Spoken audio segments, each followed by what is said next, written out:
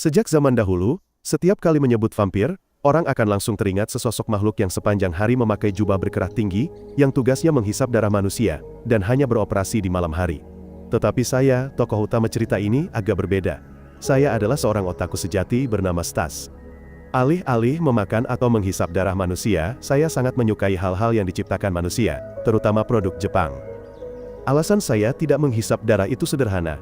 Menghisap darah manusia adalah urusan para vampir tua bangka, saya tidak suka. Lagi pula, sinar matahari di dunia manusia sekarang juga sangat menyengat. Dan pergi ke dunia manusia juga menghabiskan banyak uang. Terlebih lagi, saya juga merupakan orang sibuk di dunia iblis. Mungkin pegawai restoran atau semacamnya, tapi tidak, saya justru adalah bos besar di dunia iblis, memimpin seluruh geng besar. Baru saja selesai berbicara, salah satu bawahan saya sudah menelpon saya. Saya kira dia melaporkan bahwa dia sudah berhasil membeli DVD yang saya pesan, ternyata ada cerita yang lebih menarik, itu adalah seorang gadis manusia. Sepertinya dia tersesat di sini. Bawahan saya tidak tahu harus bagaimana menangani ini, jadi dia melaporkannya dan menyerahkan gadis itu kepada saya. Hanya mendengar kata-kata, gadis manusia, saja sudah membuat saya terpaku. Beberapa saat kemudian saya baru sadar, saya buru-buru memerintahkan bawahan saya untuk membawa gadis itu langsung ke kamar saya. Saat itu, saya sangat cemas dan gugup karena ini adalah pertama kalinya saya bertemu seorang gadis manusia, apalagi orang Jepang. Saya benar-benar bingung, harus memakai baju apa untuk menemuinya. Lalu saya bahkan mengeluarkan koleksi anime saya untuk dipamerkan kepadanya, termasuk musiknya juga. Pilihan pakaian membuat saya pusing. Sementara itu, gadis itu sedang dibawa naik lift, dikelilingi oleh para bawahan saya yang berkerumun.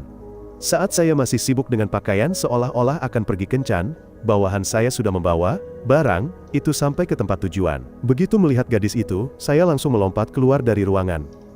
Para bawahan saya hanya sampai di situ saja. Sekarang hanya tersisa kami berdua di ruangan, tetapi jantung saya masih berdebar kencang. Di luar, para bawahan sedang berdiskusi, bertanya-tanya apakah saya akan menghabiskan waktu sendirian. Tapi hari ini, bos mereka terlihat sedikit berbeda. Dia tampak seperti sedang menyambut musim dingin. Saat mereka masih berdiskusi, tiba-tiba muncul sesosok iblis di area ini. Usir para bawahan itu, tanyakan siapa yang mengizinkan dia membuka toko di sini. Iblis itu dengan santainya mengatakan tidak tahu, dan ingin bertemu bos untuk meminta izin. Ketika tahu bos sedang sibuk, dia langsung mengubah sikapnya. Dia menggunakan kekerasan untuk memanggil saya keluar. Sementara itu, saya masih asyik mengobrol dengan gadis itu, terutama tentang game. Saat sedang asyik mengobrol, bawahan saya memanggil saya dengan panik. Saya kesal, mengatakan beberapa patah kata, lalu berpura-pura tidak punya sinyal untuk menutup telepon. Setelah itu, saya melanjutkan obrolan, tetapi gadis itu mengingatkan saya untuk lebih memperhatikan bawahan saya. Kata-kata lembutnya bersama dengan mata berkilauan milik gadis itu membuat hati saya bergetar, membangkitkan naluri vampir di dalam diri saya. Dan sekarang saya menyadari bahwa saya telah jatuh cinta. Oleh karena itu, saya bersumpah akan melindunginya sampai akhir. Saya tidak akan pernah menyentuh leher putih lembutnya itu. Dan karena cinta, saya akan melakukan apapun yang dia minta. Akhirnya saya terpaksa bangkit untuk menyelamatkan bawahan saya. Saat saya melompat dari jendela, tepat di belakang saya, ada tanaman merambat aneh yang memanjat ke kamar. Melihat saya datang, makhluk itu menunjukkan kegembiraan. Dia menyerang tanpa henti, tetapi saya tidak peduli, hanya mendekat dengan sapuan tangan yang lembut. Saya menghancurkan sulur tanaman merambat itu. Kemudian hanya dengan satu pukulan sederhana, saya mengakhiri hidup makhluk yang berani membuat kekacauan di wilayah kekuasaan saya. Setelah itu, saya kembali ke kamar bersama bawahan saya. Tetapi begitu membuka pintu, pemandangan yang menyambut mata membuat saya tidak bisa berkata-kata. Tanaman merambat aneh yang tadi berubah menjadi tumpukan tulang di kamar saya. Saya segera menghantam tanaman itu hingga hancur. Namun, satu-satunya hal yang saya temukan hanyalah pakaian gadis itu, yang penuh dengan lumpur. Saya menyesal karena belum sempat melakukan apa-apa, gadis itu sudah tinggal tumpukan tulang. Tetapi kemudian, makhluk itu langsung menuju tempat tidur. Gadis itu masih ada di sana, tetapi dalam keadaan tanpa sehelai benang pun. Kami berdua merasa malu. Mungkinkah itu manusia lain? Atau tanaman itu hanya mengunyah pakaian gadis itu saja? Saat itu, saya mendekati gadis itu, dan mengatakan bahwa saya tidak lagi memiliki nafsu terhadapnya. Makhluk itu segera menyadari bahwa orang di depannya telah mati, dan berubah menjadi hantu. Melihat tumpukan tulang kering itu, hati saya dipenuhi kesedihan. Saya dengan gegabah membuat keputusan berani bahwa saya akan menghidupkannya kembali. Bagaimanapun juga, saya tidak menemukan cara apapun, dan hanya duduk membaca manga. Awalnya, saya sangat peduli pada gadis ini. Tapi sekarang, saya benar-benar mengabaikannya, bahkan merasa sulit untuk mentoleransinya. Sampai sekarang, saya masih belum tahu namanya, Jadi saya bertanya, nama gadis itu adalah Fuyumi. Gadis itu masih tidak percaya bahwa saya benar-benar berniat menyelamatkannya. Oleh karena itu, dia bertanya lagi untuk memastikan. Dan jawaban yang dia terima adalah saya akan mengandalkan manga untuk menyelamatkannya. Maka Fuyumi terpaksa mencari jalan sendiri.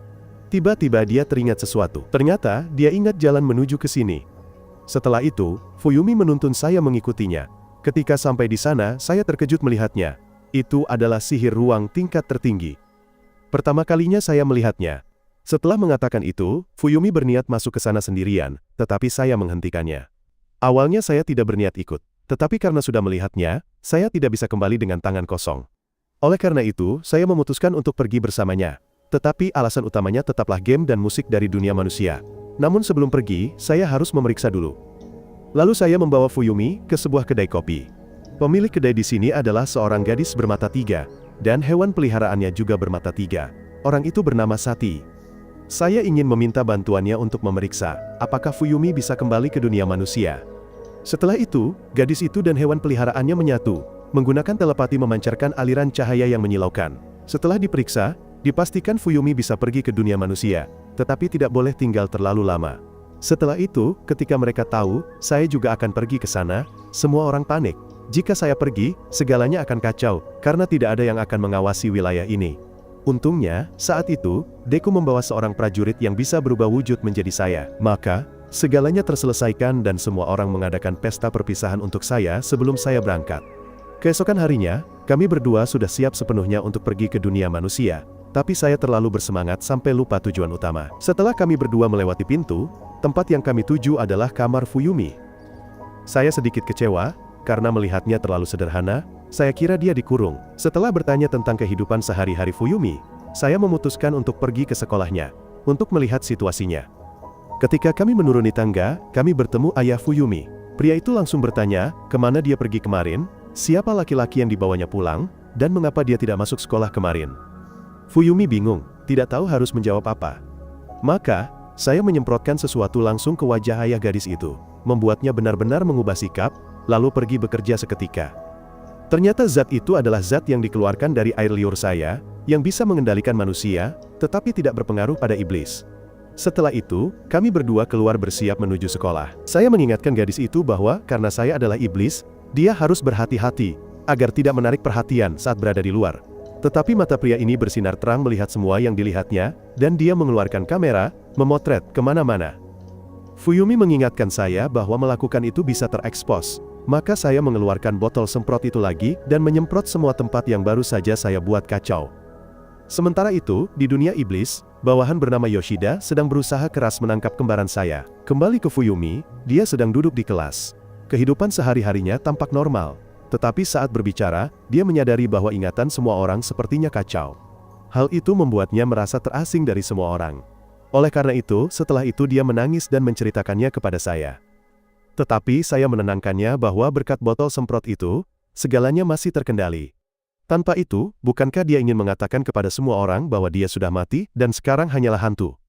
Tetapi Fuyumi meminta saya untuk mengembalikan semua orang ke normal, karena jika terus begini, dia akan menghilang lebih cepat. Saya bersikap seolah-olah setuju dengan keinginannya untuk menghilang. Lalu saya memintanya melihat tubuhnya sendiri.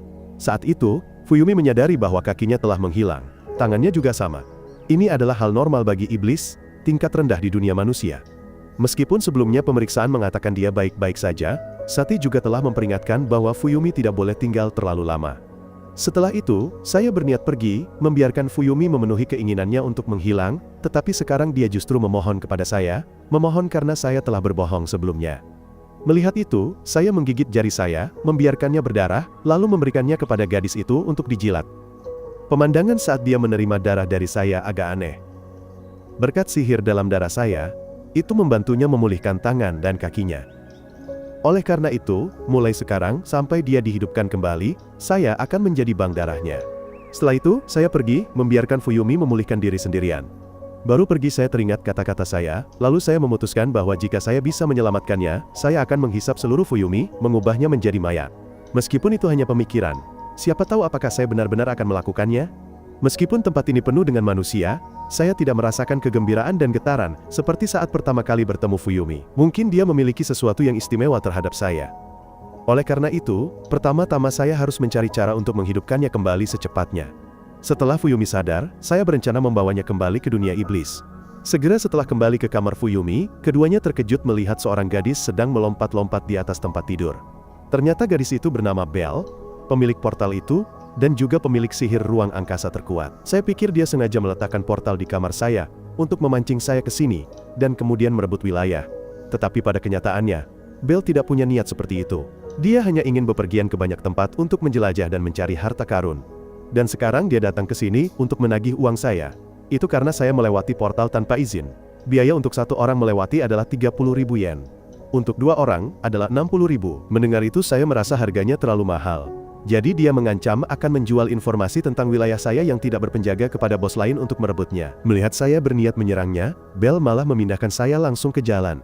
Kemudian, dia mengambil kesempatan untuk merayu Fuyumi. Biasanya orang bangsawan akan takut lari, tetapi Fuyumi terlalu gugup, hanya berdiri gemetar. Saya, yang sedang berjalan pulang, dikejutkan oleh kemunculan Belle yang tiba-tiba. Saya meninju setiap kusen pintu tempat dia muncul, tetapi dengan kekuatan ruang, dia terus bersembunyi sehingga saya tidak bisa mengenainya. Kemudian Belle tiba-tiba muncul di belakang saya dengan pistol, dan Fuyumi disandera. Setelah itu, dia memerintahkan saya untuk pergi ke ruang bawah tanah sebuah rumah, untuk membawa sesuatu ke sini. Sementara Fuyumi ditinggalkan untuk mendengarkan ceritanya tentang rahasia yang hanya diketahui oleh gadis itu. Sementara itu, saya turun dan cukup terkejut melihat bahwa di dunia manusia, ada tempat yang merupakan milik klan iblis. Setelah itu, pemilik toko membawa saya ke sebuah ruangan. Cerita yang akan diceritakan Belle kepada Fuyumi adalah bahwa dia tidak bisa meninggalkan portal di mana saja, karena telah dicuri dan dibawa ke sini. Itulah mengapa dia tidak bisa menyembunyikannya. Oleh karena itu, jika dia menemukan orang yang melakukannya, Belle akan memberi pelajaran padanya, dengan mengubahnya menjadi budak miliknya. Sementara itu, pemilik toko menunjukkan barang rongsokan kepada saya. Kemudian, saat saya lengah, dia memukul saya dan menantang saya bertarung. Saya juga mengenali pria ini. Ternyata, pria tua itu menyerang lagi, tetapi sekarang seluruh tubuhnya tampak tidak bergerak. Kemudian hanya dengan satu pukulan, saya membuatnya terbang dan terkapar di lantai. Setelah itu, saya berniat membawa barang rongsokan itu kembali untuk Belle, tetapi dia tiba-tiba muncul, dan mengatakan bahwa itu tidak perlu lagi. Ternyata yang dia inginkan adalah seseorang dengan kekuatan besar. Jadi dari awal, dia hanya menguji saya. Dan sekarang Belle tampaknya telah berteman baik dengan Fuyumi. Ketika dia tahu saya berencana mencari cara untuk membangkitkannya, dia mengatakan ada buku tentang hal itu yang disebut buku kebangkitan, tetapi dia sudah menjualnya. Dia tidak ingat kepada siapa dia menjualnya, tetapi dia ingat bahwa tempat di mana buku itu dijual, berada di dunia bawah tanah sebelah barat. Di dunia bawah tanah barat, pemimpin di sana adalah seorang pria serigala. Dia dan orang-orangnya selalu mengikuti satu prinsip. Ketika kata-kata tidak berguna, kekerasan akan mengambil alih. Saya sedang menceritakan kepada semua orang cara menuju ke sana, tetapi 3 orang lainnya tampaknya tidak peduli. Belle mengatakan bahwa, karena saya adalah teman dari pria serigala itu, bertanya akan lebih mudah. Tapi itu, sudah lama sekali. Sekarang mereka berdua adalah bos dari wilayah yang berbeda, jadi sedikit rumit. Saya berencana meminta Belle untuk mengantar saya ke sana, tetapi dia menolak. Karena marah, saya menyerang untuk memukulnya, tetapi Belle menggunakan kekuatannya untuk menangkis pukulan saya, dan melemparkan saya kembali ke dunia bawah tanah. Sebagai seorang bos, dipermalukan seperti itu, membuat saya sangat marah. Saya memutuskan untuk memimpin orang saya sendiri ke dunia bawah tanah barat. Tugas Deku adalah memanggil taksi. Ternyata taksi di sana adalah kereta yang ditarik oleh 2 monster. Benda ini berjalan sangat cepat, tetapi penagihan ongkosnya sangat lambat. Setelah semua selesai dibicarakan, semua orang naik ke kereta. Fuyumi tampaknya tidak terbiasa sehingga sedikit murung. Monster berkaki 3 milik Sati, takut akan tertutup seluruhnya oleh lumpur miliknya.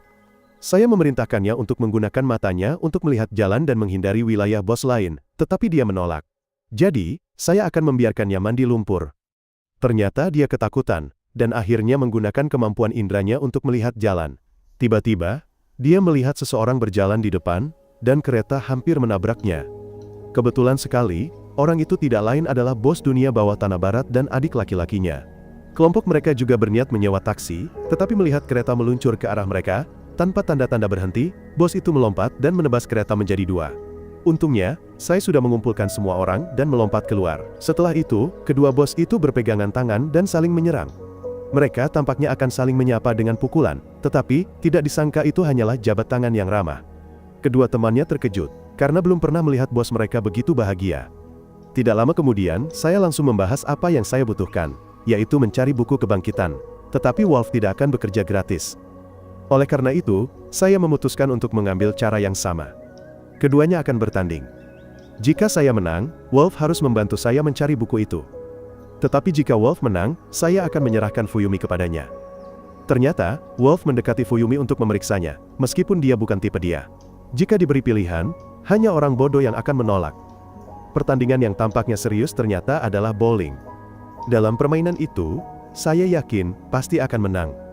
Klan saya berspesialisasi dalam sihir jarak jauh, jadi saya bisa dengan mudah mengendalikan bola bowling untuk menjatuhkan segalanya, sementara klan Wolf dengan sihir penguatan fisik jarak dekat akan berada dalam posisi yang kurang menguntungkan. Namun, perhitungan iblis yang arogan ternyata tidak bisa menang dalam hal persentase. Wolf mengajak saya bertarung tinju. Kedengarannya seperti pertarungan yang tidak adil di pihak saya, tetapi demi Fuyumi, saya tidak akan kalah. Saat itu di atas ring, Wolf menunggu saya tetapi tidak melihat saya dimanapun. Sebagai gantinya, Fuyumi muncul dengan pakaian renang dan bertindak sebagai papan iklan. Saat Wolf melihatnya, hidungnya berdarah, persis seperti teman saya, yang dulu hanya dengan sekali pandang. Wolf menganggapnya terlalu lucu, seperti anak anjing kecil, membuatnya ingin buang air kecil. Jadi, keduanya sama-sama bertekad untuk menang lebih keras.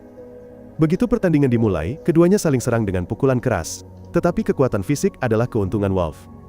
Jadi, hanya dalam waktu singkat, dia melancarkan pukulan knockout pada saya. Untungnya, saya masih bisa berdiri pada detik terakhir berkat kemampuan regenerasi iblis saya. Melihat itu, Wolf berniat memukul saya sampai saya tidak bisa pulih lagi, lalu terus menyerang tanpa henti. Rekan-rekan saya khawatir saya akan segera kehabisan kekuatan sihir dan mati di atas ring. Namun, sesuatu yang mengejutkan terjadi. Setelah serangkaian pukulan, Wolf tiba-tiba terhuyung-huyung di dekat bola akhir, tampak seperti akan jatuh. Kemudian dia menyadari ada taring iblis yang menggigit bahunya. Ternyata sejak awal saya sudah menggigitnya sekali, dan taring itu sedang menyedot kekuatan sihirnya. Semakin Wolf menyerang, semakin banyak kekuatan sihir yang dia habiskan, yang berarti semua kerusakan yang saya terima ternyata sia-sia.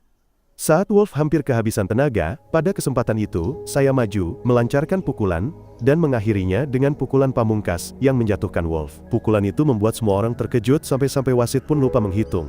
Untungnya Wolf masih bisa mengerahkan diri. Dia kemudian mengeluarkan kartu asnya, berubah menjadi bentuk manusia serigala untuk bertarung secara serius dengan saya, tetapi sebelum pukulan terakhir, dia menggunakan trik. Keahlian dan rayuan Wolf membuat saya sangat kesal sampai hampir menggunakan jurus serangan jantung. Tetapi Wolf terus berbicara, membuat saya semakin marah. Syukurlah, Fuyumi melompat dan menamparnya untuk menyadarkannya. Jika tidak, seorang bos sungguhan akan terbunuh. Setelah itu, dia berkata kepada keduanya, bahwa karena mereka adalah teman, mereka tidak seharusnya berkelahi demi dia. Dan dia menyeka air matanya. Tepat pada saat itu, Bell muncul, membuka portal ruang angkasa, dan memindahkan semua orang ke tempat lain, agar mereka bisa berbicara dengan lebih mudah. Di tempat lain, saya dan Wolf menyadari bahwa orang di balik semua ini adalah Bell. Dia adalah orang yang mengatakan buku itu ada di sana, dan juga orang yang mengganti bowling menjadi tinju. Setelah itu, dia muncul dan memberi saya buku itu. Ternyata dia menyimpannya selama ini, dan berbohong kepada saya.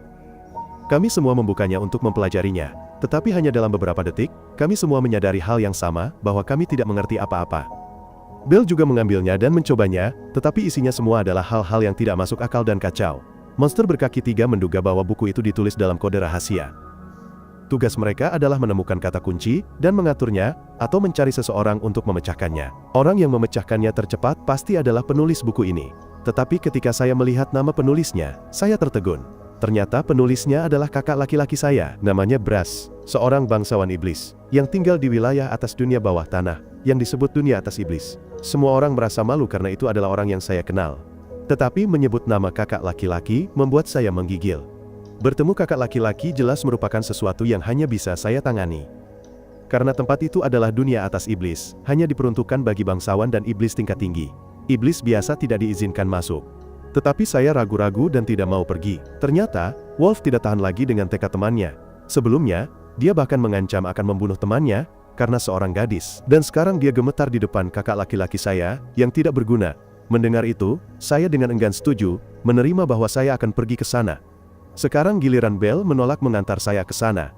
Sekali lagi, itu diserahkan kepada Wolf. Dia berteriak di depan wajah Bell, membuatnya tidak bisa berkata apa-apa selain setuju. Kedua temannya dan Fuyumi terdiam karena terkejut, karena pria ini terlalu kasar. Begitu Bell mulai membuat portal, sebelum terhubung sepenuhnya, Wolf sudah menendang temannya langsung ke dalamnya. Tapi sayangnya, tempat saya tiba adalah kamar pribadi Belle. Setelah keduanya pergi, Wolf dan temannya pergi berbelanja makanan dan pakaian untuk Fuyumi. Sementara, saya juga mandi di kamar Belle. Setelah itu, giliran dia mandi, tetapi aku merasakan ada sesuatu yang aneh, seolah-olah Belle punya niat tersembunyi terhadapku. Di sisi lain, makhluk bermata tiga itu bertanya-tanya mengapa Wolf, yang juga merupakan salah satu bangsawan ras iblis, meninggalkan dunia iblis. Tetapi sebenarnya, dia adalah seorang hibrida, produk dari seorang serigala, dan ras iblis yang langka, itulah sebabnya dia diusir.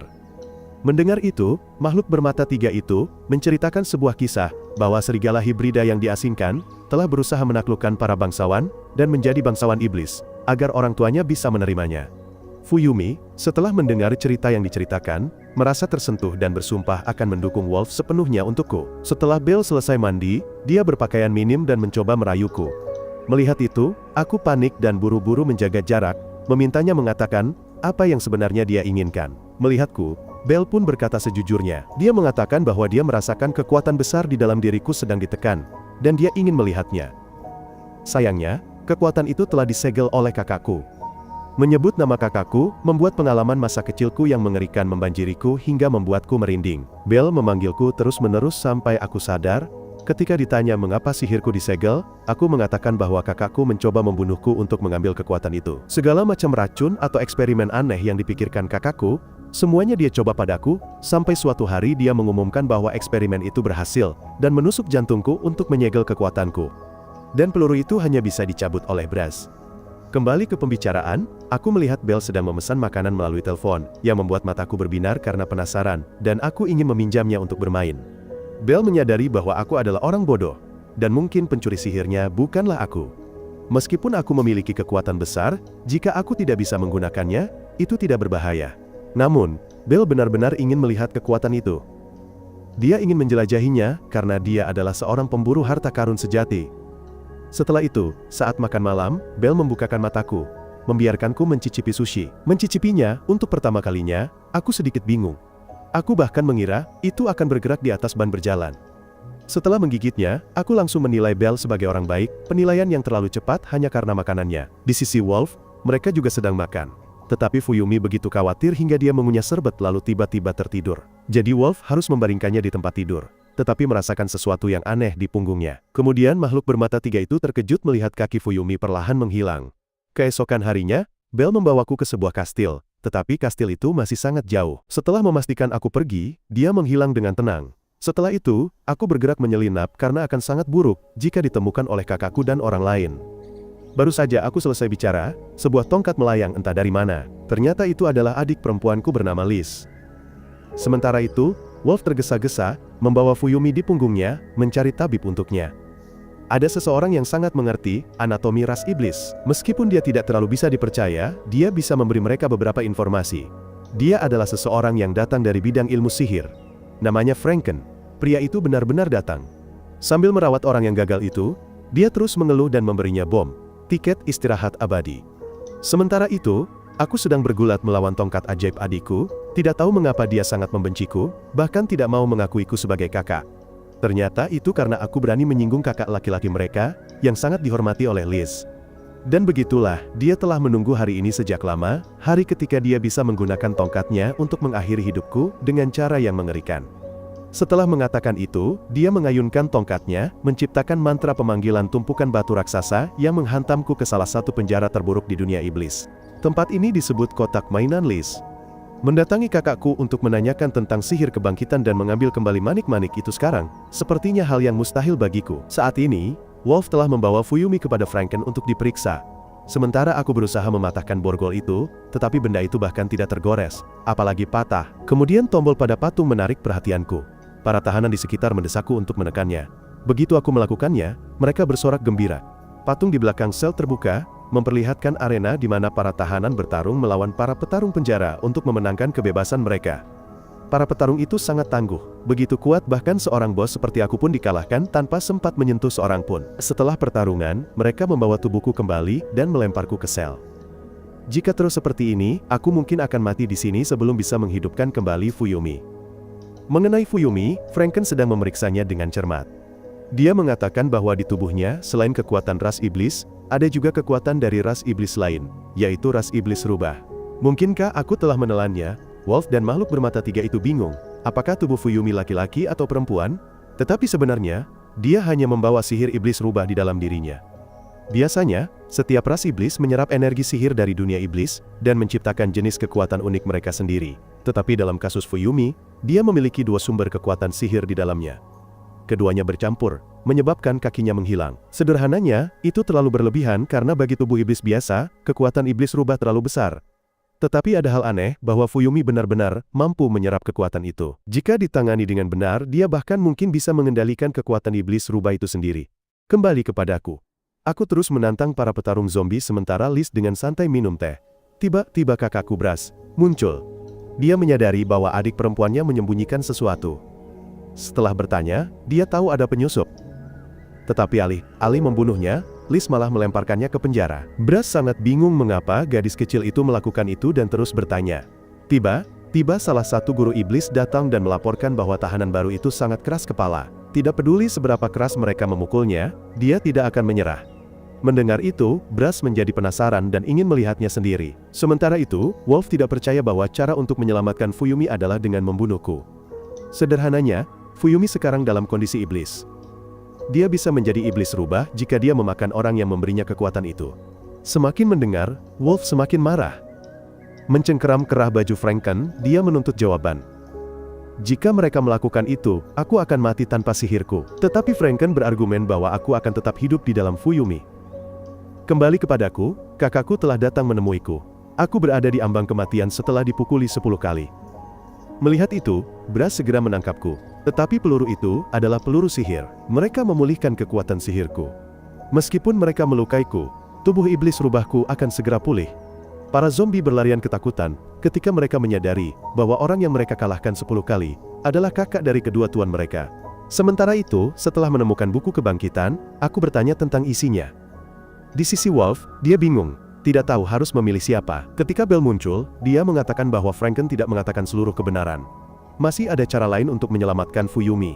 Mendengar itu saja membuat Wolf sangat marah. Dia memukul Franken hingga jatuh ke tanah, dan memaksanya mengungkapkan kebenaran jika tidak ingin dipukuli habis-habisan. Sementara itu, aku ditolak oleh Brass ketika bertanya tentang penjelasan isi buku itu. Alasannya adalah Brass akan mendapat untung jika memberitahuku. Tetapi dari percakapan mereka, terlihat bahwa dia tidak sejahat dan seburuk yang aku gambarkan. Melihat Brass berbicara dengan gembira dengan Liz membuat gadis kecil itu cemburu. Gadis kecil itu marah, membakar dua zombie menjadi abu. Gadis kecil itu mengatakan bahwa karena aku tidak bisa mengalahkan ras iblis, dia tidak akan mengakuiku sebagai bangsawan iblis seperti mereka. Tetapi Brass menentang karena darah yang mengalir di pembuluh darahku adalah darah iblis rubah murni, yang berarti aku lebih kuat darinya. Meskipun itu juga salah karena kekuatanku hanya disegel, dan jika dilepaskan, itu akan melebihi Liz berkali-kali lipat. Mendengar itu, gadis itu marah dan menyerang keduanya.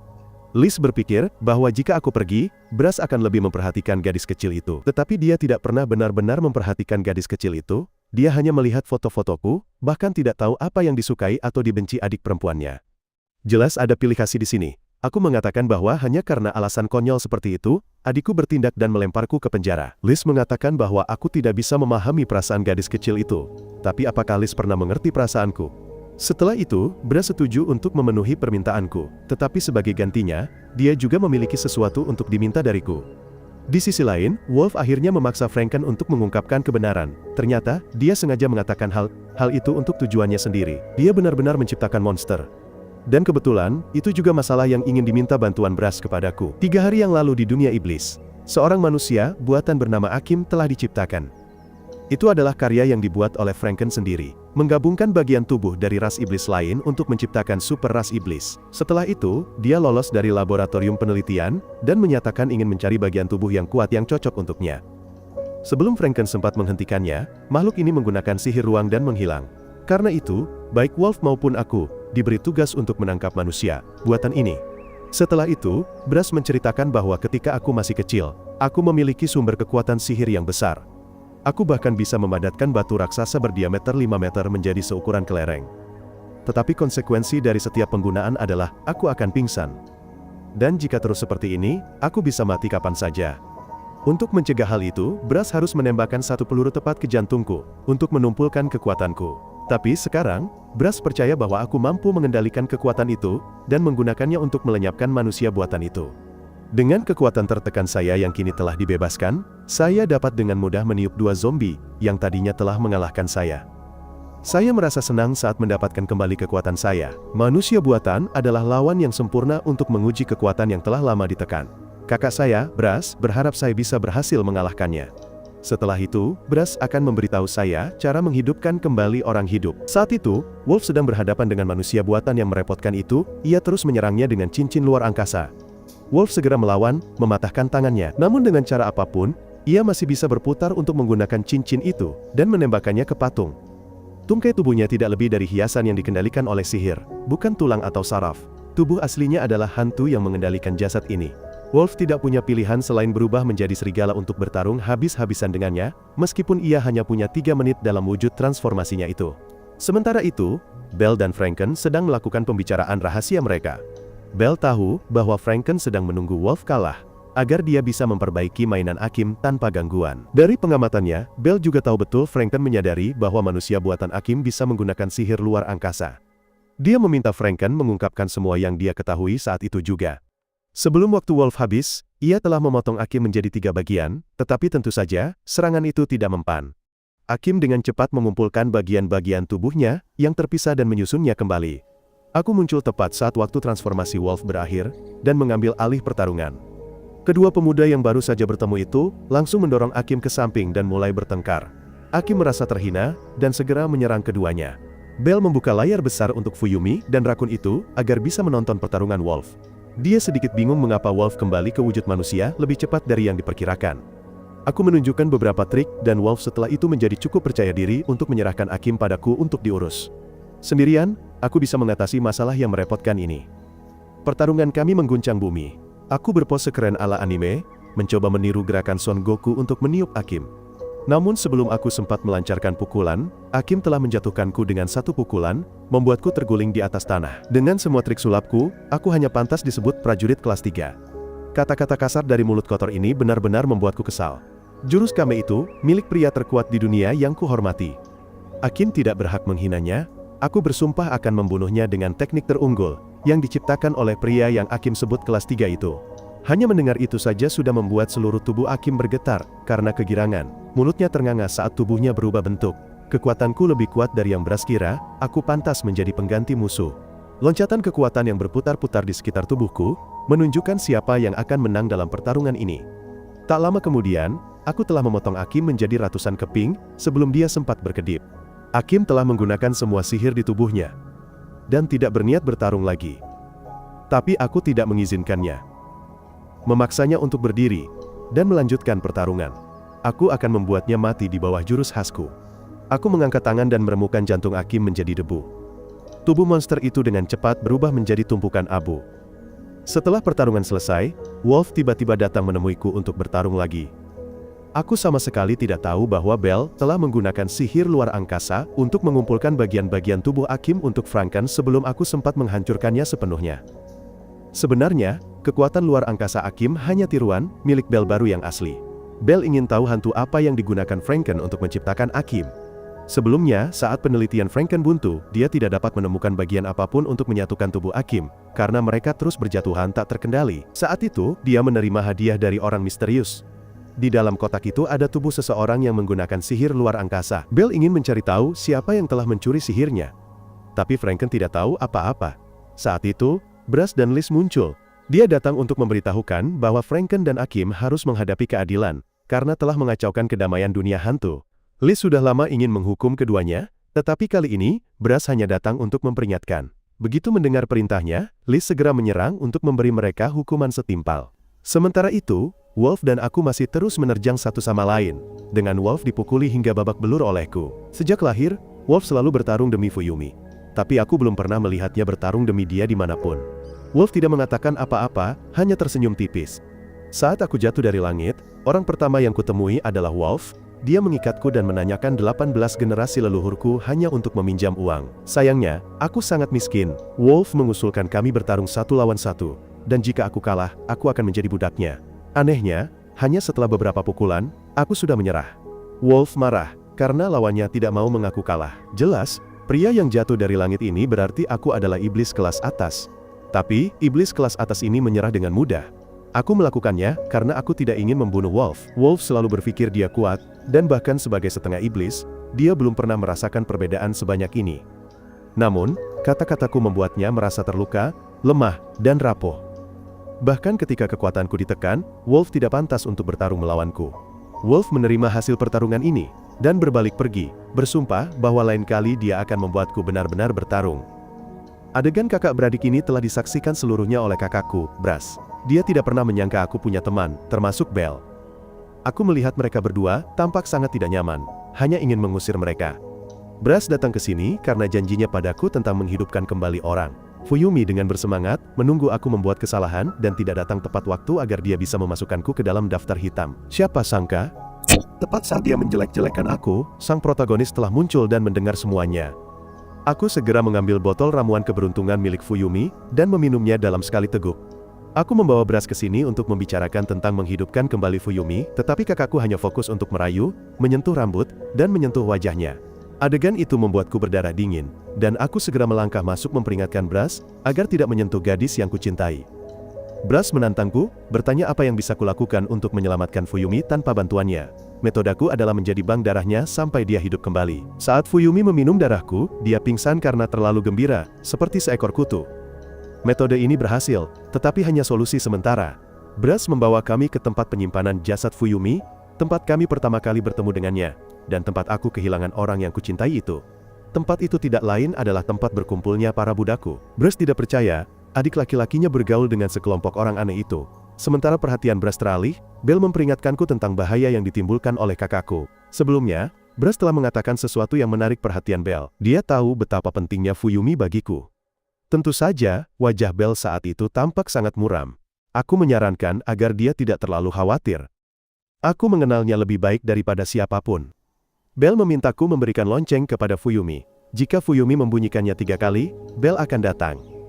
Aku berbalik dan memberikan kerangka Fuyumi yang telah dipulihkan kepada Brass, untuk digunakan dalam proses reanimasi. Brass mengeluarkan pistol, dan dengan santai meminta untuk menelanjangi pakaiannya, agar pekerjaannya lebih mudah. Aku sangat curiga pada kakakku yang mesum ini. Jika Brass melewati batas, aku tidak akan ragu untuk bertindak. Brass ingin mengambil sampel darah Fuyumi dan menghidupkannya kembali sepenuhnya dengan mentransfer jiwanya ke tubuh yang baru diciptakan. Tapi mereka masih perlu memeriksa jiwanya. Saat Fuyumi setengah sadar, aku mengangkat bajunya sedikit agar Brass bisa mengambil sampel. Liz terdiam di hadapan kedua kakakku yang mesum itu. Setelah mendapatkan sampel, Brass kembali ke rumah untuk penelitian lebih lanjut. Aku hanya akan terus menjadi bank darah Fuyumi sampai dia hidup kembali.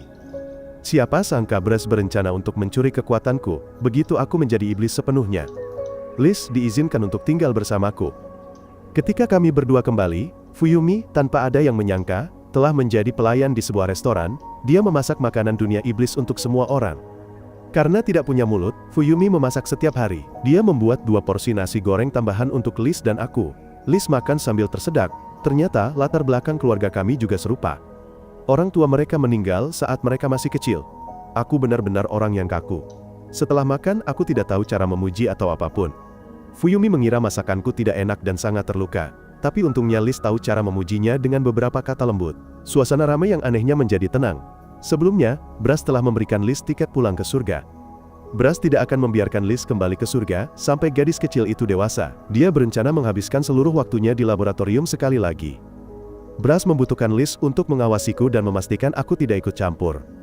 Ingat, Liz terus menangis, tetapi dia bersumpah gadis kecil itu tidak akan kembali. Liz menyadari bahwa dia bukan gadis yang penurut, dan tidak bisa tinggal di sana. Saya memutuskan untuk memperkenalkan saudara perempuan saya pada kehidupan yang penuh dengan hobi berharga, dan saya berhasil. Liz resmi menjadi lebih kecanduan anime daripada saya. Kehidupan mewah saudara laki-laki saya yang tidak berguna ternyata tidak seburuk itu. Setelah itu, Fuyumi mengajak Liz mandi bersama. Ini adalah pertama kalinya Liz dirawat seperti ini. Semua orang selalu takut pada Liz dan saudara laki-lakinya. Fuyumi menghibur gadis polos ini dengan beberapa kata. Setelah mereka selesai mandi, saya dan teman-teman masih belum selesai bermain game. Mereka pikir yang terbaik adalah tidur lebih awal, dan menunggu para dewa datang. Hari itu adalah hari paling bahagia bagi Liz. Gadis kecil itu selalu kesepian. Malam itu, ketika Liz bangun, Gadis kecil itu tidak menemukan Fuyumi, hanya ada secari kertas yang meminta semua orang untuk tidak mencarinya. Mereka sama sekali tidak tahu bahwa seorang pemuda berambut emas telah membawa gadis kecil itu pergi. Sebuah pertemuan darurat diadakan. Liz yakin Fuyumi tidak akan pergi. Gadis kecil itu sebelumnya mengatakan, ingin tetap di sisi Liz. Saya juga mendapat firasat buruk bahwa hilangnya Liz adalah hal yang tidak masuk akal. Kakak laki-lakinya marah dan meremukkan gelas di tangannya. Saya merasa sangat bersalah. Karena saya Fuyumi diculik. Ketika dia akan menghilang, saya tidak ada di sisinya. Semua orang menghibur saya sebentar. Yang perlu mereka lakukan sekarang adalah mencari setiap sudut kota untuk menemukan Fuyumi dengan cara apapun. Jika gagal, saya bersumpah akan menggunakan kekuatan saya untuk meniup dunia ini. Segera adik-adik saya menyebar untuk mencari Fuyumi. Liz tiba-tiba memberitahu saya bahwa mungkin Brass tahu di mana Fuyumi berada, karena ketika Brass mengambil sihir Fuyumi dengan perangkat itu, dia memasang perangkat pelacak di tubuhnya. Liz tidak mengatakan apa-apa, karena Brass menculik gadis kecil itu. Dan saya menyuruh Liz kembali ke dunia manusia, dan menghubungi saya melalui telepon, mengatakan bahwa jika nama Brass berani bertindak, saya akan menyelesaikannya. Saya berjanji akan memberikan semua anime, manga, dan game kepada Liz jika gadis kecil itu membantu saya menemukan Fuyumi, padahal sebenarnya, Fuyumi hanya menginginkan boneka beruang. Liz merobek tiket yang diberikan Brass padanya, dan segera monster bersayap datang dan membawanya pergi. Saat itu, adik-adik saya mengirim berita, bahwa pagi harinya, seseorang melihat orang asing yang mencurigakan berkeliaran di sekitar rumah mereka. Mereka memalsukan wajah pria itu dan mengirimkannya kepada saya, dan pria itu menuju ke selatan dunia iblis. Gadis kecil itu terbang menuju dunia manusia, tetapi ketika dia sampai di gerbang, dia dihentikan oleh penjaga agar tidak masuk. Saat itulah Barose dari dunia manusia, datang untuk mengawal gadis kecil itu ke kastil. Dan karena atasannya berkata begitu, penjaga itu tidak berani menentang lagi. Liz tidak menyangka Barose sendiri yang datang menyambutnya. Barose saat ini bekerja dengan tujuan menjaga perdamaian di dunia manusia. Dia ingin bertemu Brass, tetapi dia selalu menghindarinya. Dan sekarang, dia akhirnya punya alasan yang tepat untuk datang menemuinya. Dan menyumpal mata itu dengan kekuatan khususnya. Raja Akropolis, yang sangat ingin ditemui Liz sekali. Meskipun Liz tidak mengerti mengapa bajingan itu ingin bertemu Brass, justru dialah yang membantu orang tua mereka pergi. Tak lama kemudian, mereka tiba di kastil Brass. Barus membunyikan bel pintu berulang kali, tetapi bajingan itu menolak muncul, membuat gadis itu mondar-mandir dengan tidak sabar. Dia terus menekan tanpa henti dan memperingatkan agar dia tidak pergi terlalu jauh, sampai menyerang saudara perempuan manisnya. Brass berbicara melalui kamera. Liz hendak menyuruhnya untuk tidak membuka pintu, tetapi Barus membungkam gadis kecil itu. Dan ketika melihat itu, Brass membuka pintu untuknya. Saat Barus melihat Brass, dia mengeluarkan kalung anjing dan menguncinya di lehernya, menyatakan bahwa selama dia memakai kalung itu, dia dilarang menggunakan sihir apapun. Dan jika dia mencoba, dia akan mati. Namun, si mesum ini tidak mengikuti rencana, dan bahkan mengatakan bahwa dia siap menjadikan siapapun sebagai hewan peliharaannya. Hal ini membuat Barose terkejut sampai jatuh berlutut karena tidak percaya. Brass kemudian mengundang Barose ke tempat pribadi untuk berbicara lebih nyaman. Dia tidak marah pada Liz karena tidak menepati janji, dan malah memberi gadis kecil itu tugas menjaga rumah. Setelah Brass pergi, Liz segera menelpon saya, menangis. Karena kembalinya gadis kecil itulah yang membuatnya diculik. Liz kemudian pergi ke jembatan pengawas untuk memeriksa kemana Fuyumi pergi. Tapi sia-sia. Fuyumi berada di suatu tempat yang sangat gelap, sehingga gadis kecil itu tidak dapat mengidentifikasinya. Saat itu, seorang wanita aneh datang mengganggu saya. Saya menunjukkan foto kepadanya, bertanya tentang pria berambut emas yang saya cari. Pria itu pikir saya sombong dan bertingkah angkuh, tetapi saya memukulnya sekali dan segera membuatnya patuh. Meskipun dia tidak tahu apa-apa, dia yakin bahwa tuannya tahu segalanya. Saya tidak khawatir dia akan melakukan apapun setelah itu. Saya bisa dengan mudah meniupnya ke dunia lain. Bajingan itu kemudian membawa saya ke sebuah rumah yang terlihat bobrok. Pemiliknya adalah orang salju, jadi rumah itu membeku sepanjang tahun. Dan bahkan pemiliknya sendiri menggigil kedinginan. Nama bajingan itu adalah Sabo. Saya menunjukkan foto pria berambut emas kepada orang salju itu. Dan orang salju itu mengenalinya, dan bahkan tahu di mana dia tinggal. Namun, dia tidak berpikir saya bisa sampai ke sana, karena tempat itu terletak jauh di dalam titik tinggi angkasa, salah satu dari 7 keajaiban dunia iblis. Belum ada yang bisa masuk ke sana. Dia menyarankan saya untuk berdoa, agar Nell belum pergi terlalu jauh. Saat itu, Nell sedang makan semangkuk ramen sampai kenyang, lalu teringat bahwa Fuyumi pasti lapar. Nell memesan semangkuk ramen lagi, dan menggunakan sihir untuk mengirimkannya ke dimensi lain untuk Fuyumi. Pemilik toko melihat semangkuk ramen menghilang, menjadi marah, menuntut kompensasi dan mengatakan akan memanggil polisi untuk memenjarakannya jika dia tidak membayar. Mel mengira pria itu akan terkesan dengan sihirnya, bukan sebaliknya. Mau tak mau, Nell mengulurkan tangannya ke ruang dimensi untuk mengambil kembali semangkuk ramen dan mengembalikannya ke pemilik toko. Fuyumi bersikeras tidak mengembalikan semangkuk ramen, dan keduanya terus menariknya. Nell menarik dengan keras sampai dia menarik Fuyumi keluar. Pada kesempatan ini, Fuyumi membunyikan bel yang diberikan bel padanya, dan karena dia keluar, baik Liz maupun Bell secara bersamaan menemukan jejak Fuyumi. Nell tiba-tiba mendapat firasat buruk, dan segera melarikan diri. Dan seperti yang diduga, seorang wanita kejam muncul dan memberinya pukulan tepat di antara kedua kakinya. Bell datang untuk menginterogasi saudara laki-lakinya karena telah menculik Fuyumi, karena Fuyumi adalah kenalannya dan dia tidak bisa membiarkan dia menyentuhnya. Tentu saja, pasti ada sesuatu yang terjadi, sehingga dia muncul di depan saya. Ketika saya mengiriminya pesan berkali-kali, dia bahkan tidak menjawab. Sejak kakak perempuannya meninggalkan rumah, dia selalu harus menanggung kemarahan ibunya, dan menjadi kambing hitamnya. Bell sendiri tidak mengerti mengapa ibunya menargetkan Fuyumi. Saat itu, saya menerjang untuk menyelesaikan kedua saudara itu. Nell menghela napas kesal, tidak tahu bagaimana menjelaskan kepada ibunya bahwa Fuyumi telah diculik oleh wanita kejam ini. Bell memutuskan untuk melindungi saudara laki-lakinya, dan menyuruhnya lari. Dengan munculnya Bell, saya pikir dia adalah dalangnya. Nell segera lari ke ruang dimensi tempat Fuyumi berada dan mencoba bertahan di sana. Begitu saya mencoba meraih syal Nell, benda itu tiba-tiba bergerak. Ternyata Nell mengendalikan syal itu dari dalam. Bell mengambil kesempatan itu untuk mencoba menyergap saya. Tetapi yang mengejutkan, saya bisa terbang ke langit dan menghindari serangan darinya. Ketika saya terbang untuk mengejar syal itu, Bell meninju saya 2 kali, membuat saya pingsan. Ketika saya bangun, saya berada di ruang Bell. Bell kemudian menjelaskan bahwa masalah ini sama sekali tidak ada hubungannya dengan dia. Saya menyalahkan Bell karena menghalangi saya dan mencampuri rencana kebangkitan Fuyumi oleh Brass. Mendengar itu, hati Bell sakit. Mungkinkah dia belum cukup baik bagiku? Saat itu, aku mengakui bahwa aku menganggap Fuyumi sebagai barang koleksi, sebuah artefak langka yang tidak tergantikan. Mendengar kata ini Bell, gadis iblis yang kejam itu, segera marah. Dia tidak bisa menerima pandangan seperti itu, dan keduanya segera bertarung. Bell menyatakan bahwa jika saya menang, dia akan membawa saya ke tempat Fuyumi berada. Bajingan iblis yang bodoh ini perlu diberi pelajaran.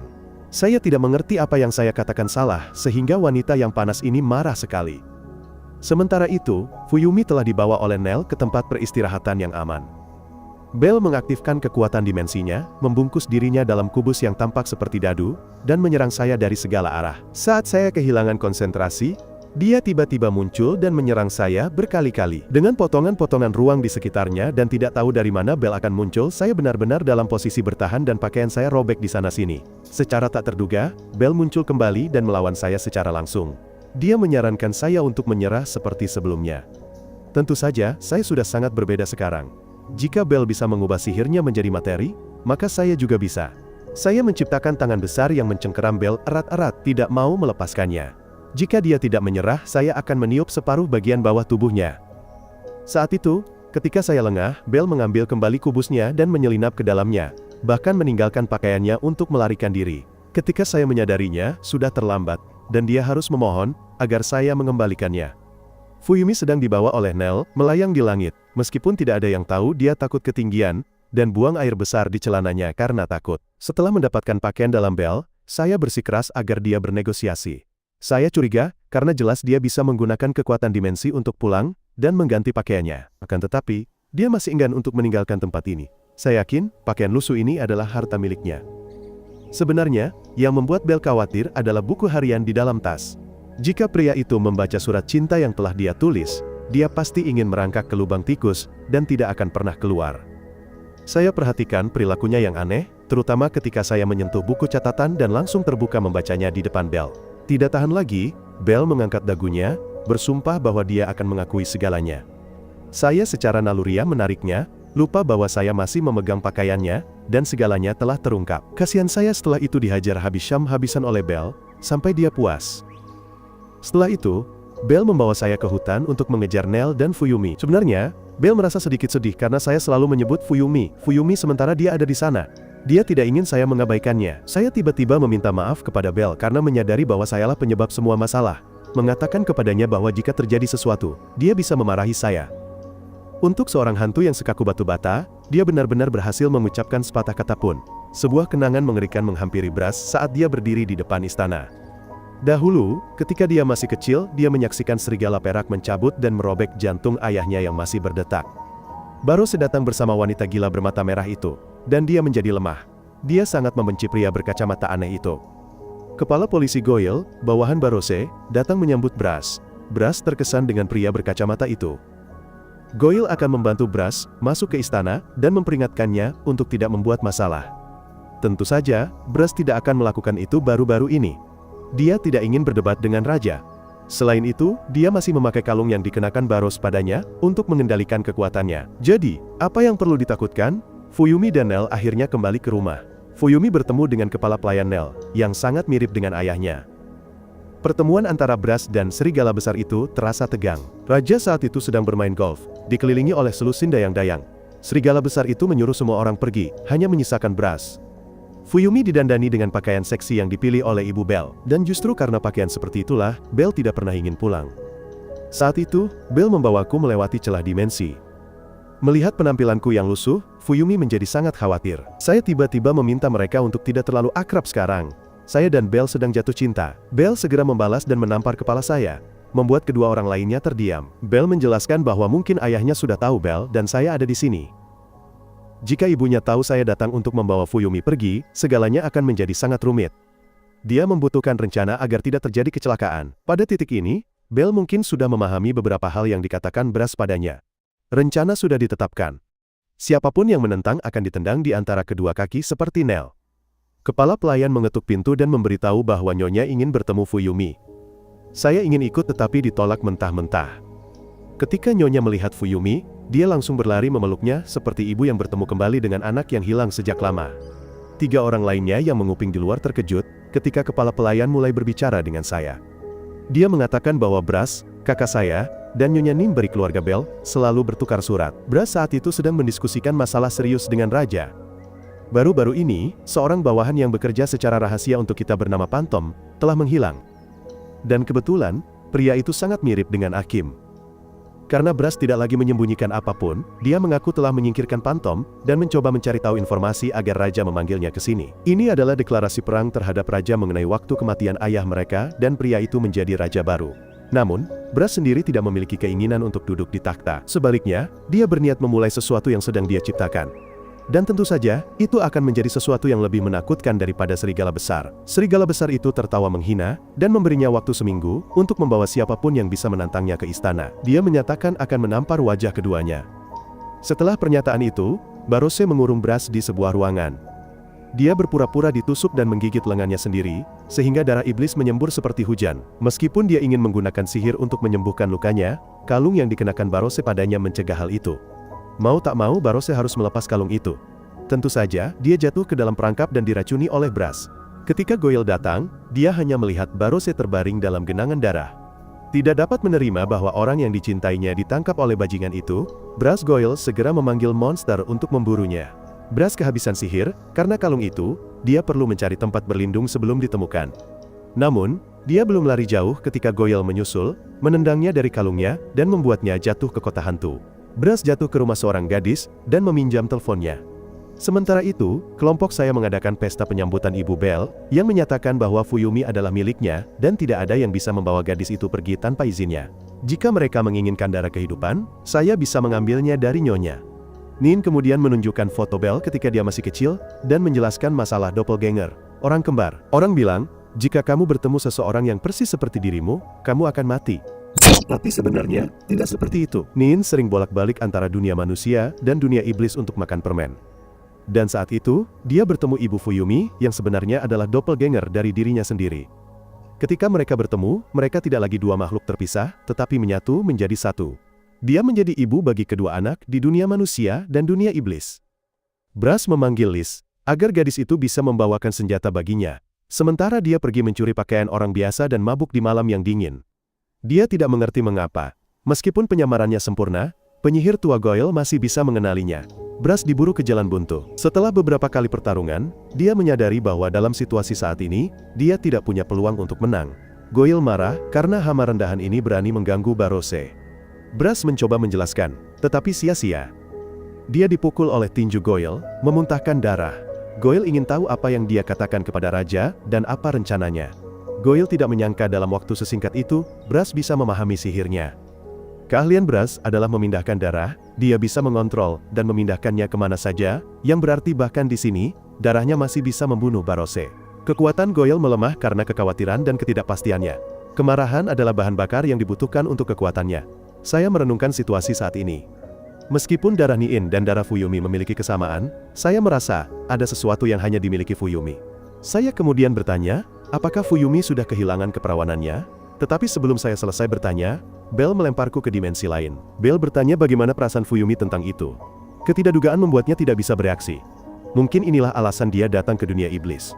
Bell berpikir bahwa begitu Fuyumi dibangkitkan, segalanya akan terselesaikan. Mungkin dia akan melupakan segalanya di sini. Tetapi, dengan cara itu, kehidupan akan kembali normal. Saat itu, saya sedang berhadapan dengan naga berkepala 3, yang menyebut dirinya pencipta negeri ini, tidak lain adalah ayah Bell. Dalam sekejap, pria tua itu berubah menjadi seorang pria parubaya yang mengenakan jas. Bawahan saya masih berusaha menghubungi saya, tetapi tidak berhasil. Sebaliknya, mereka menghadapi masalah besar. Sekelompok bandit iblis tiba-tiba mengepung mereka, menuntut pengakuan, yang dipimpin oleh putra serigala Sabo.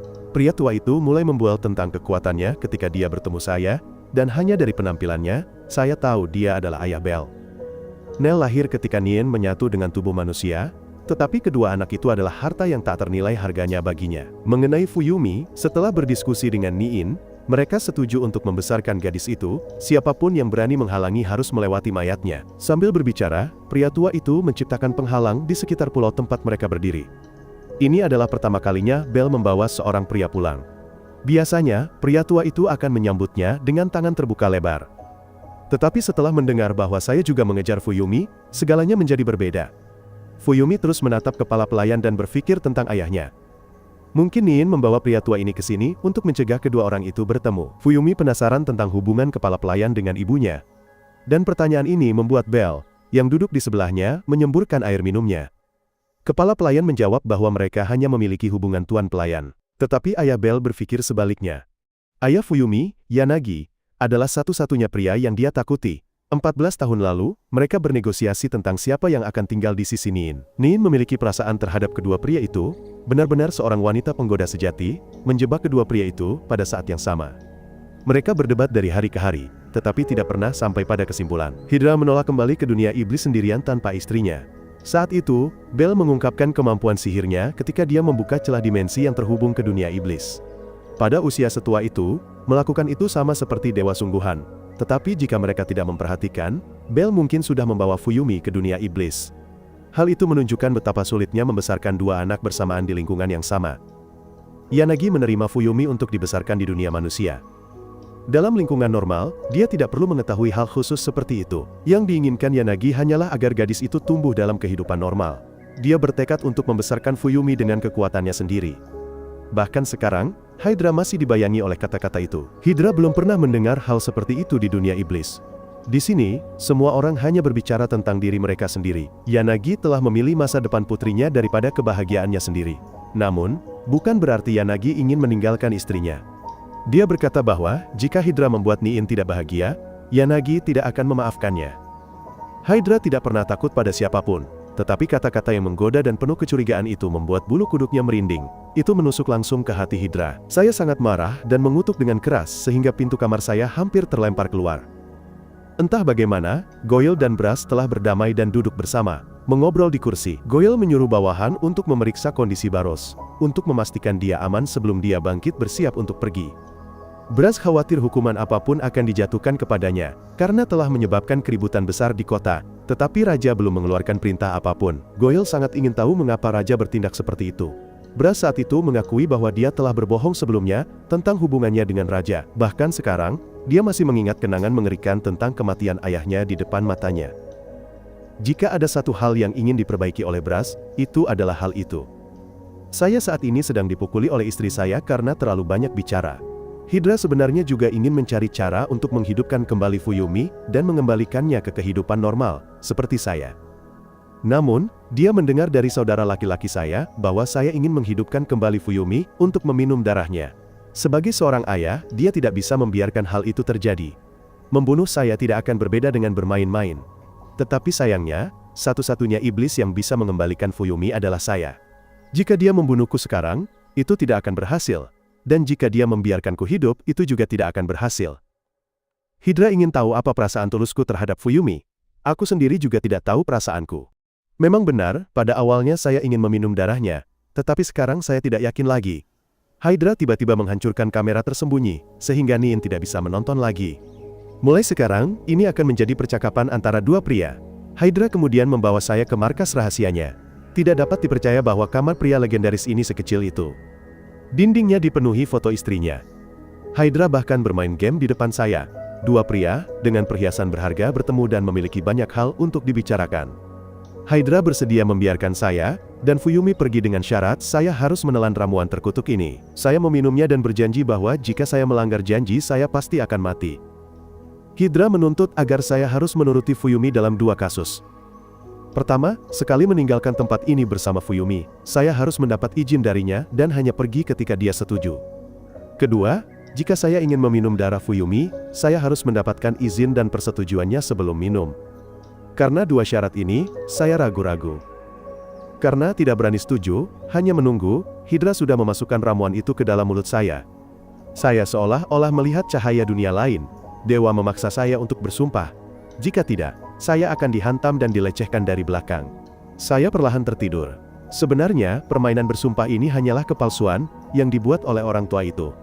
Ramuan itu hanyalah pil tidur.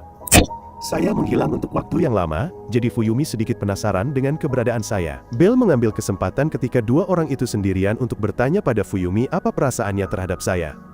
Fuyumi juga tidak tahu perasaannya, hanya tahu bahwa dia sangat peduli pada saya, terutama karena saya selalu membantunya dalam segala hal. Ketika saya membuka mata, saya melihat saya dan Fuyumi berada di dekat pintu keluar. Hydra telah pergi menemui Niin dan menjelaskan segalanya. Sabo saat ini sedang merencanakan untuk merebut wilayah saya saat saya tidak ada di sana. Pria salju itu menghentikannya, tetapi dia tidak mendengarkan. Brass dibekukan oleh Goyle setelah terlalu banyak mengeluh. Saat itu juga, Liz datang menyelamatkan kakaknya dengan sukses di depan Goyle. Fuyumi saat itu sedang berganti pakaian dan tiba-tiba dipindahkan ke sini. Oleh karena itu, dia hanya berlarian dengan pakaian dalam di depan saya seperti itu. Saya melepas jaket saya dan memberikannya kepadanya. Hydra saat itu harus menjelaskan kepada Niin tentang kekacauan yang telah dia sebabkan. Fuyumi terus merasa saya aneh, seolah-olah saya mencoba menunjukkan bahwa saya adalah orang baik. Saudara laki-laki saya sedang berjuang untuk melawan makhluk iblis itu. Meskipun dikalahkan, pada akhirnya mereka memenangkan pertempuran. Wolf masih berkeliling bertarung. Pada saat itu, dia menerima surat dari Raja Iblis atasannya. Saya berbicara dengan Fuyumi tentang apa yang telah saya alami. Jika dia benar-benar ingin kembali hidup, iblis sepertiku ingin menjadi pahlawannya. Fuyumi memang sangat ingin kembali. Tetapi dia juga tidak ingin melupakan semua orang. Dia merindukan dan mengkhawatirkan ayahnya, jadi dia tidak boleh memiliki emosi yang bertentangan seperti itu. Saya akan membawanya keluar dari sini jika dia setuju. Fuyumi sangat terkejut sehingga butuh waktu lama baginya untuk berani mengatakan bahwa dia setuju. Hydra mengamati dari jauh dan sangat senang, karena telah menepati janjinya. Tidak lama kemudian, saya menyadari bahwa luka saya sama sekali belum sembuh. Sementara itu, Fuyumi tampaknya dalam bahaya karena di sisi lain adalah dunia iblis selatan, tempat yang terhubung dengan jalan tol luar angkasa, membuka jalan baru dalam perjalanan mereka.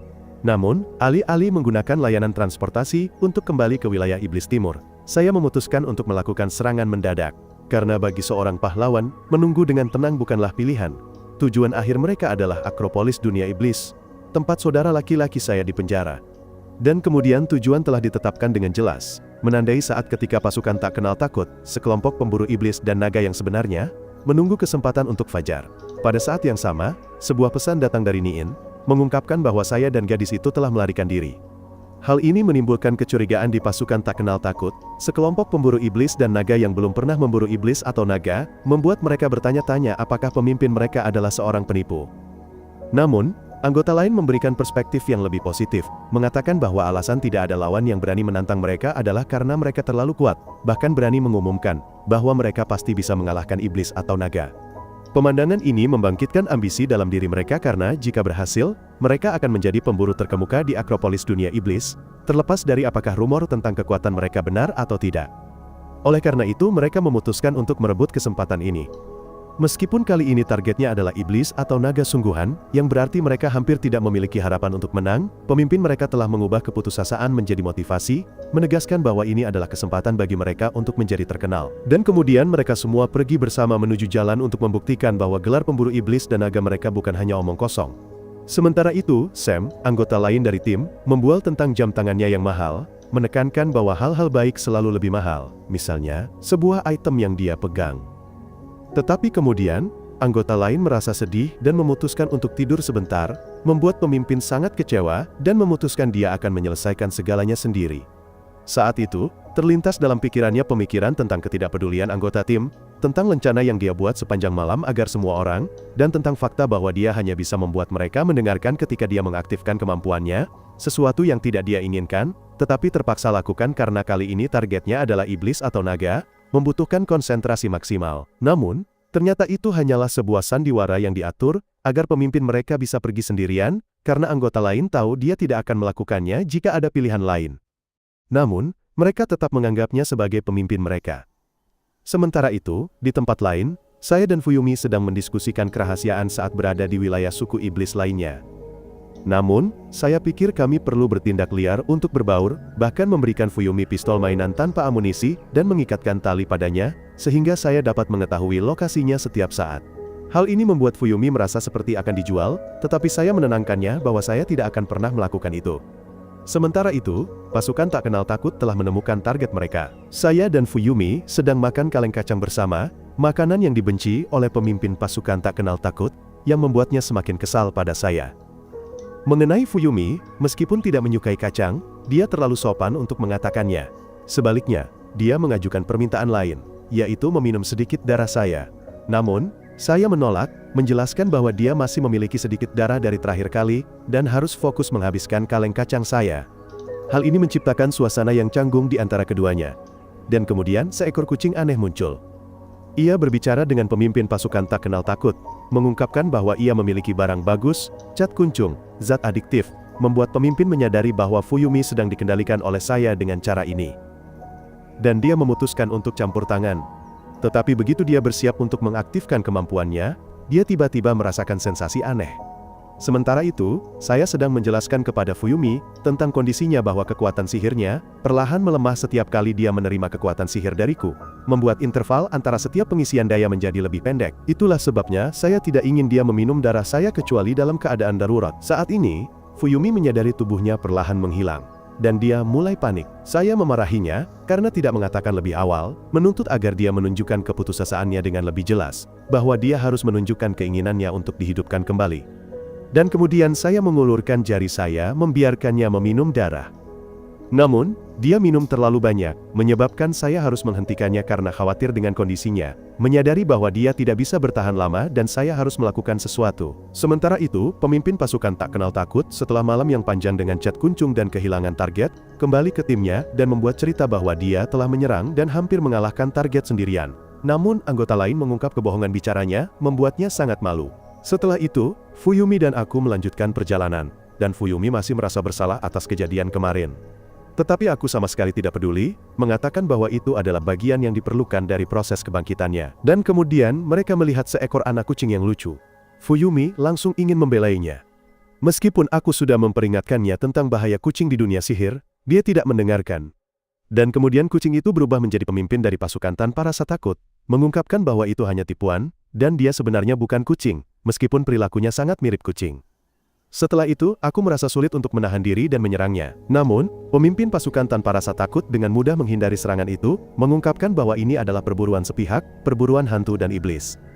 Dan kemudian, seluruh pasukan tanpa rasa takut muncul mengepung aku dan Fuyumi.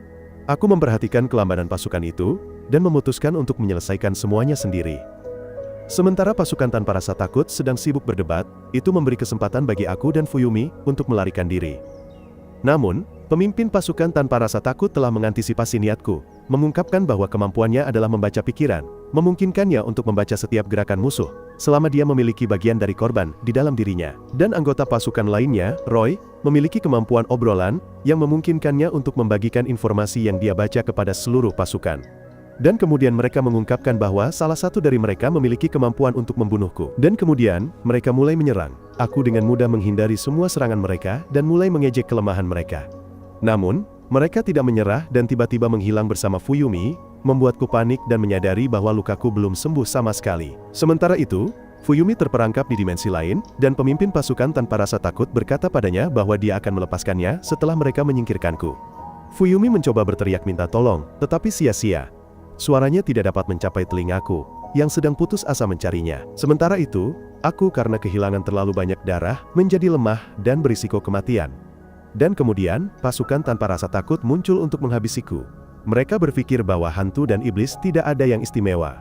Namun, aku dalam keputusasaan teringat pada Fuyumi dan menemukan kekuatan untuk bangkit, mengejutkan pasukan tanpa rasa takut. Dan kemudian aku menyadari bahwa untuk memulihkan kekuatanku, aku bisa menyerap energi sihir dari musuh. Setelah itu, aku dengan mudah mengalahkan mereka dan meminta mereka untuk memberitahu di mana mereka menyembunyikan Fuyumi. Dan setelah banyak pengelakan, akhirnya mereka mengungkapkan lokasi gadis itu. Aku berhasil menyelamatkan Fuyumi. Dan Fuyumi menyadari bahwa topeng yang kuberikan padanya ternyata asli. Dan kemudian aku memutuskan untuk merebut kapal udara pasukan tanpa rasa takut untuk mencapai Akropolis dunia sihir. Aku menjelaskan bahwa menyusup ke sana sangat sulit. Tetapi dengan kapal udara ini, mereka dapat masuk secara ilegal. Sementara itu, di jalan, mereka terdeteksi oleh sistem radar, dan seorang pria bertanduk dengan 2 cakar sudah siap menyambut mereka. Dan kemudian Fuyumi dan aku melompat keluar dari kapal udara. Aku meyakinkan Fuyumi bahwa aku tidak akan pernah meninggalkannya lagi. Sementara itu, pasukan tanpa rasa takut, setelah membiarkan aku dan Fuyumi melarikan diri, menyadari bahwa rencana mereka telah gagal, bahwa pria bertanduk yang mereka percayai ternyata adalah orang bodoh. Sementara itu, aku dan Fuyumi berhasil mendarat di Akropolis dunia sihir, menandai babak baru dalam perjalanan mereka.